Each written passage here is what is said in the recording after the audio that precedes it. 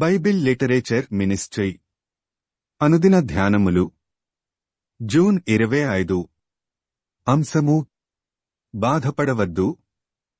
వాక్యము కీర్తనలు 103వ అధ్యాయము 6వ వచనము. యెహోవా నీతి క్రియలను జరిగించుచు బాధింపబడు వారికందరికీ న్యాయము తీర్చును. ప్రభువునందు ప్రియులారా, నేటి వాక్యమును ధ్యానించుకుందాము. భూమి మీద పుట్టిన వాళ్లలో బాధపడనివారు ఎవరూ ఉండరు. పేద గొప్ప అనే తేడా లేకుండా ప్రతి ఒక్కరూ ఏదో ఒక విషయంలో బాధపడతారు. బాధ అనేది హృదయానికి సంబంధించినది. శరీరానికి తగిలే ఎంతటి గాయాన్నైనా భరించగలరుగాని హృదయానికి తగిలే గాయాన్ని భరించడం చాలా కష్టంగా ఉంటుంది. ఎంత కష్టంగా ఉంటుందంటే జీవితం మీద విరక్తి పుట్టి ఆత్మహత్య చేసుకునేటంత కష్టంగా ఉంటుంది. ఆత్మహత్యలు చేసుకునే వారంతా బాధ భరించలేకనే చనిపోతుంటారు.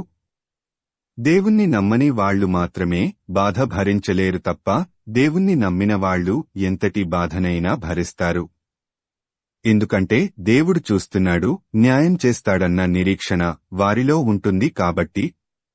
అయితే మనం దేనికి బాధపడుతున్నాము, ఏ విషయాలు మనల్ని బాధిస్తున్నాయనేది కూడా దేవుడు చూస్తాడు. మన క్రియల ఫలితంగా వచ్చే బాధలను మనమే భరించాలి. మన గొంతెమ్మ కోరికలు తీరలేదని బాధపడినా, ఇతరులను చూచి వ్యసనపడి బాధపడినా, పాపము చేసినందువల్ల వచ్చే సమస్యల వలన బాధపడినా దానితో దేవునికి ఏమీ సంబంధం ఉండదు. బుద్ధిహీనులు తమ దుష్టప్రవర్తన చేతను తమ దోషము చేతను బాధ తెచ్చుకొందురు. కీర్తనలు 107:17. ఎవరి క్రియల ఫలము వారు అనుభవించాల్సిందే. అయితే దేవుడు బాధింపబడే వారి పక్షముగా ఉంటాడు. ఇతరులు మనల్ని అకారణంగా బాధిస్తే దేవుడు మన పక్షంగా ఉండి న్యాయము తీరుస్తాడు. మనం బాధపడకుండా ఉండాలన్నా, ఒకవేళ బాధపడ్డా ఆ బాధని వెంటనే మరచిపోవాలన్నా దానికి ఉన్న ఒకే ఒక్క మందు దేవుని వాక్యము. ఎడారిలో ఒయాసిస్సులా బాధలలో ఉన్నవారికి వాక్యము ఉపశమనం కలిగిస్తుంది. వాక్యానుసారముగా జీవించేవారికి బాధలు రాకుండా ఉండవు, కాని వాటిని భరించే శక్తి వారికి ఉంటుంది. దేవుని కంటే వారి బాధలకు ఎక్కువ ప్రాధాన్యత ఇవ్వరు. నీ వాక్యము నన్ను బ్రతికించియున్నది, నా బాధలో ఇదే నాకు నెమ్మది కలిగించుచున్నది. కీర్తనలు 119:50. బాధపడుతున్నవారు ఎవరైనా సరే వారి బాధని దేవుని ద్వారా పోగొట్టుకోవాలనుకునేవారు నెమ్మది పొందగలరు. వ్యక్తిగతమైన విషయాలను బట్టి బాధపడేవారు అంటే ఆర్థికపరమైన సమస్యలు, ఉద్యోగం రాలేదనో, పెళ్లి కాలేదనో, కుటుంబ సమస్యల వల్లనో బాధపడేవారు వాటిని దేవునికి అప్పజెప్పడం వలన నెమ్మది పొందుతారు. లేదంటే వారు పడే బాధకి వారే కారణమవుతారు. చిన్నపిల్లలకు ఎలాంటి బాధలు ఉండవు. ఎందుకంటే వాళ్లు తల్లిదండ్రులపై ఆధారపడతారు.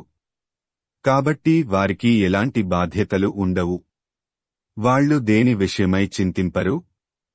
మనం కూడా దేవుని మీద ఆధారపడితే ఎలాంటి సమస్యనైనా దేవునికి అప్పజెప్పి నిశ్చింతగా ఉండవచ్చు.